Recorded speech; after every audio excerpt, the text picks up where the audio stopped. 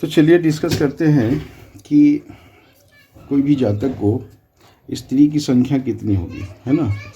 ये भी बड़ा ही विचारणीय विषय, महत्वपूर्ण है। तो देखते हैं कि आजकल तो है ना, अब ये अपनी मर्जी से क्या होगा वो खुद करने पर ही निर्भर होता है। लेकिन फिर भी विचार की बात जो है वो विचार तो विचार है ही, ये प्राचीन काल से चलता आ रहा है विद्या। तो इस पर भी हम डिस्कस करते हैं। तो चलिए डिस्कस हम ये करने चाह रहे हैं कि जो स्त्री की संख्या है वो कितनी होगी जातक को, और उसके नसीब में क्या लिखा हुआ है, मीन्स जन्म कुंडली के बेसिस पर। तो जिस प्रकार मान लीजिए कि कोई भी बच्चा जन्म लेता है धरती पर, तो उसका अपना एक रिलेशन का महत्व हो जाता है कि जैसे पिता माता, चाचा चाची, नाना नानी, मौसा, जो भी है, एक विभिन्न प्रकार का रिलेशन बनता है। तो सिमिलरली उसी प्रकार का ग्रहों का जो कम्बिनेशन होता है उसके बेसिस पर जन्म कुंडली बनाया जाता है। तो उसी के आधार पर ज्योतिष शास्त्र में ये भी किया गया है कि जातक का जो स्त्री का संख्या होगा उससे संबंधित विचार वो क्या हो सकता है ना।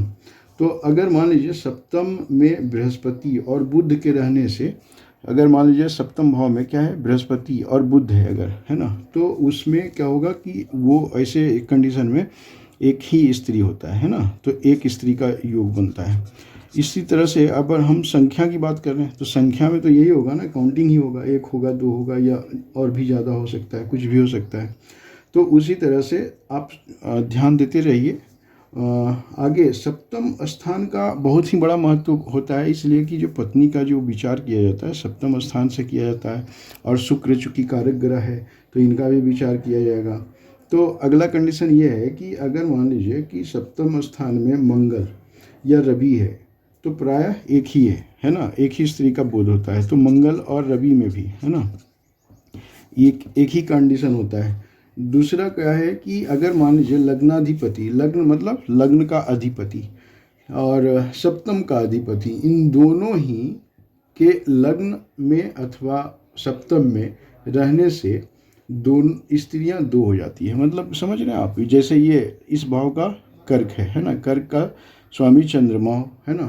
तो अब क्या है कि लग्नाधिपति लग्न का स्वामी हो गया, और सप्तम का मतलब ये मकर का, तो मकर का कौन हुआ, शनि हो गया, है ना। तो इन दोनों को ही लग्न में या सप्तम में, मान लीजिए कि यहाँ पर चंद्रमा और शनि दोनों या तो लग्न में हो या सप्तम में हो, है ना। तो ऐसे कंडीशन में क्या होगा, ऐसे कंडीशन में ये होगा कि इस तरह का विचार अगर जात कुंडली में किया जाए तो दो स्त्री का संख्या होगा, है ना, स्त्री का संख्या दो हो जाता है।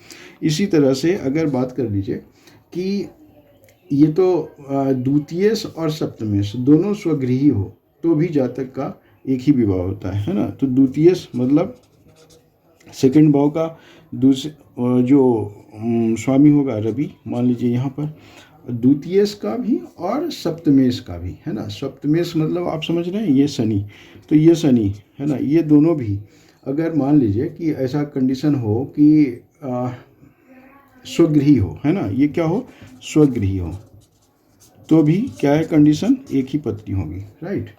उसी तरह से आगे कंडीशन देखिए कि यदि सप्तमेश और द्वितीयेश शुक्र के साथ या फिर पाप ग्रह के साथ होकर 6, 8, 12 में हो। ये देखिए इंपॉर्टेंट बात कि सप्तमेश कौन हो गया, सप्तमेश हम लोग ने अभी ढूंढा था, शनि हो गया, है ना, इस कुंडली में।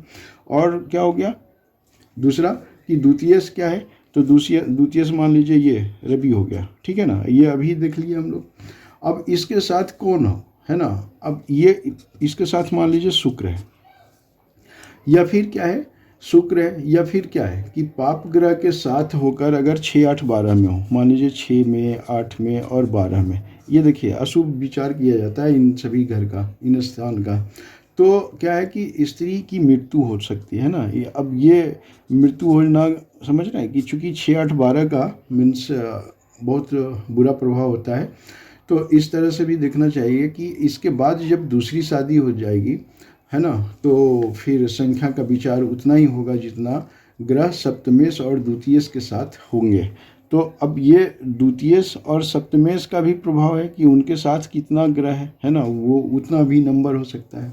लेकिन यदि द्वितीयेश और सप्तमेश उच्च हो, मान लीजिए कि ये द्वितीयस ये और सप्तमेश, ये मेष में होता है ना, रवि मेष में उच्च होता है, तो इसी तरह से ये क्या होता है, तो बात ये है फाइनली कि यदि द्वितीयस और सप्तमेश है ना उच्च का हो और अच्छे वर्ग का हो, है ना, तो भी चूंकि शुभ ग्रहों का विचार है तो एक ही विचार होगा, एक पत्नी का ही होगा, है ना, ऐसे कंडीशन में। लेकिन यदि द्वितीयस और सप्तमेश उच्च हो, है ना, और द्वितीयस और सप्तमेश स्वगृही भी हो, है ना, मान लीजिए कि स्वगृही उच्च नहीं स्वगृही हो, तो भी स्वगृही में भी होगा एक और उच्च में भी होगा, है ना, एक, मतलब एक ही संख्या होगा।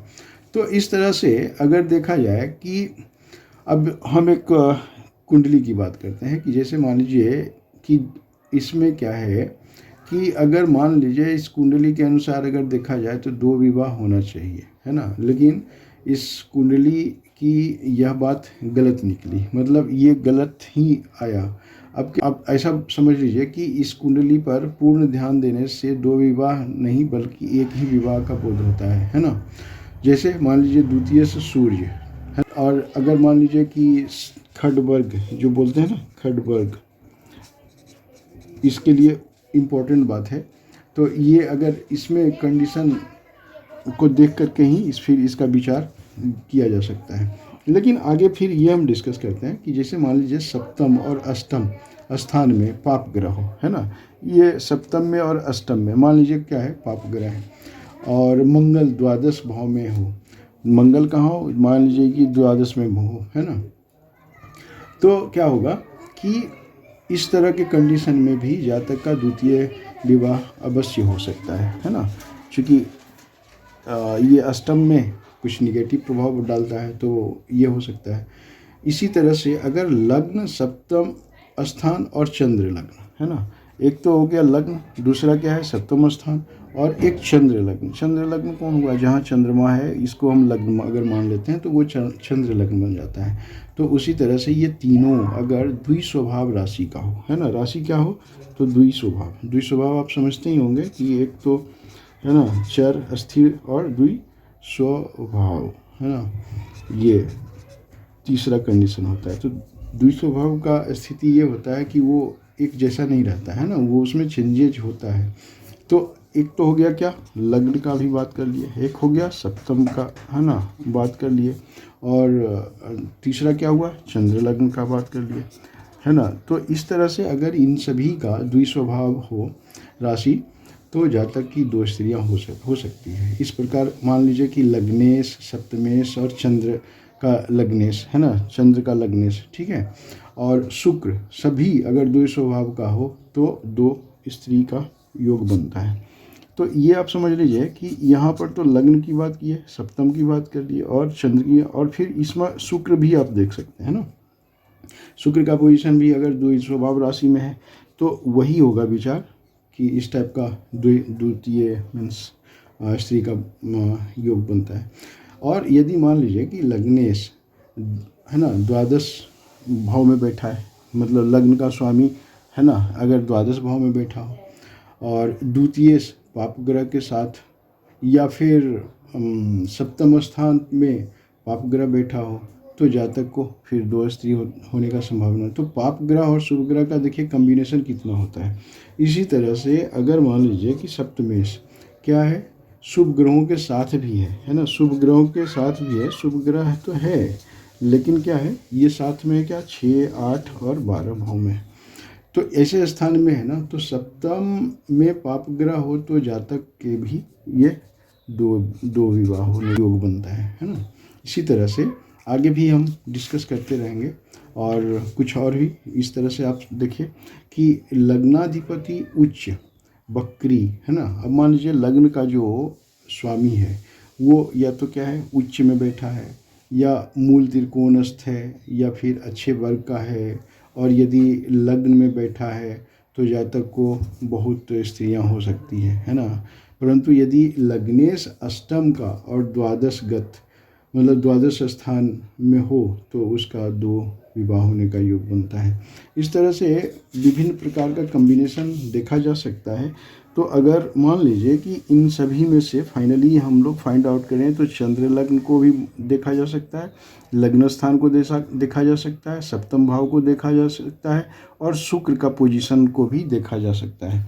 तो इसी में अगर मान लीजिए चर राशि है तो क्या होगा कंडीशन, चर और अस्थिर में, चर में कुछ हो सकता है चेंजेज, लेकिन दूसरा कंडीशन ये होता है कि स्थिर वाले पोजीशन में स्थिरता होता है तो उसमें चेंजेस आने का कंडीशन नहीं दिखता है। लेकिन अगर द्विस्वभाव का है तो ये इस तरह का योग पाया जाता है। इसी तरह से और भी हम लोग डिस्कस करेंगे। धन्यवाद।